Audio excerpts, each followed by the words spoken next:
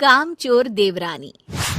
एक बार की बात है, सुषमा अपने पूरे परिवार के साथ खुशी खुशी मोहन नगर में रहती थी। उसकी 2 बहुएं थी, पल्लवी और शिवानी। एक दिन दोनों बहुएं रसोई में काम कर रही होती है कि तभी उनकी सास सुषमा उन्हें बुलाती है। अरे बहू, जरा इधर तो आना। शिवानी, जरा जाकर देखना सासू माँ क्या कह रही हैं। दीदी आप ही देख लो ना जाकर, आपको भी तो सुनाई दे रहा है। अरे मैं आटा गूंद रही हूँ ना, तुम चली जाओ। हाँ तो मैं भी तो सब्जी काट रही हूँ ना दीदी। अरे बहू जल्दी आओ। ओफो, ये तो जाएगी नहीं। मैं ही जाकर देखती हूँ कि क्या करना है। पल्लवी सुषमा के कमरे में जाती है। जी मम्मी जी, क्या हुआ? शाम को घर पर कुछ मेहमान आने वाले हैं, तो तुम अच्छा सा खाना बना लेना बहू। ठीक है मम्मी जी, आप बता दीजिए क्या क्या बनाना है और कितने लोग आ रहे हैं। सुनील की मौसी जी और उनका पूरा परिवार आ रहा है। कुल मिलाकर 3 लोग और हमें मिलाकर हुए 9 लोग। तो अभी से ही तैयारी करना शुरू कर दो। और हाँ, घर की सफाई भी कर देना, हाँ अच्छे से। जी मम्मी जी, सब काम हो जाएगा, आप चिंता मत कीजिए। पल्लवी शिवानी को घर में मेहमान आने वाले हैं इसके बारे में बताती है। क्या 9 लोगों का खाना बनाना होगा, घर की सफाई करनी है? बाप रे, सासू माँ ने तो हमें घर की नौकरानी ही समझ कर रखा है। ऐसा नहीं बोलते शिवानी, हम इस घर की बहू हैं और घर के काम करना हमारा फर्ज है। दीदी तो है ही सासू माँ की चमची, जब देखो सासू माँ सासू माँ। मैं तो इतना सारा काम नहीं करने वाली।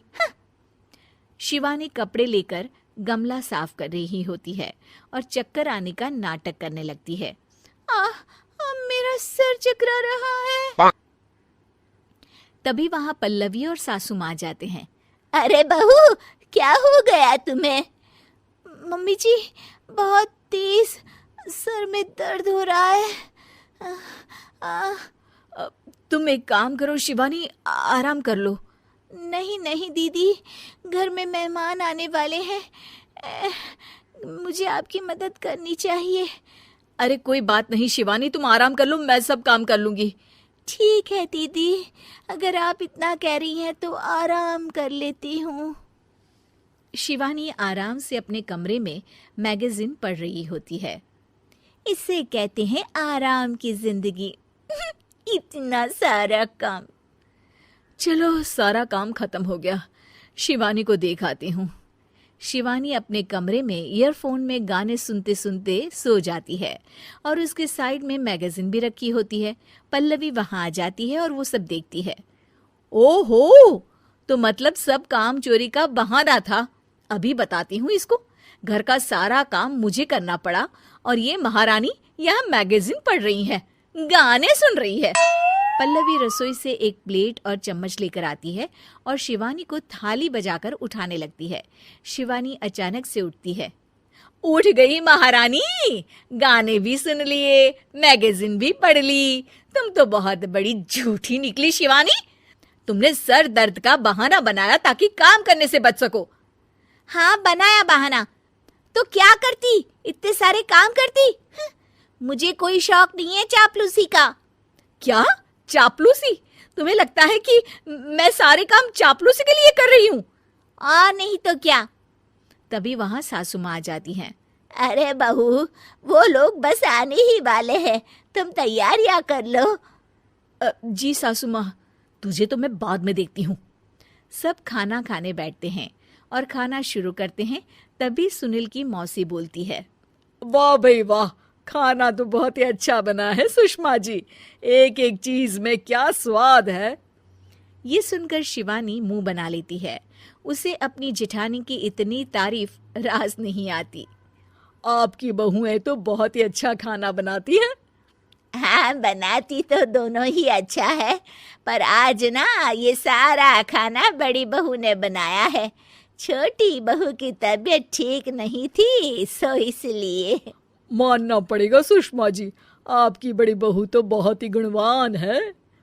पल्लवी की तारीफ सुनकर शिवानी को जलन होती है। पल्लवी ये सुनकर खुश हो जाती है और शिवानी की तरफ देखकर उसे चिढ़ाती है। कुछ देर बाद मेहमानों के जाने का वक्त हो जाता है। मौसी जी सबके लिए उपहार लाई होती है। वो सबको शगुन के पैसे देती हैं और अंत में पल्लवी के पास आती है। तुम्हारे लिए शगुन का लिफाफा तो है ही, पर बहू तुम्हें एक और उपहार भी मिलेगा इतना अच्छा खाना बनाने के लिए। मौसी अपने सोने के कंगन निकालकर पल्लवी को पहना देती है। ये लो, ये मेरे मनपसंद कंगन है, अब से ये तुम्हारे हुए। धन्यवाद मौसी जी। ये देखकर शिवानी तो पूरी तरह से जल जाती है और गुस्से से रसोई में चली जाती है। तभी वहां पल्लवी आ जाती है और उसे अपने कंगन दिखाने लगती है।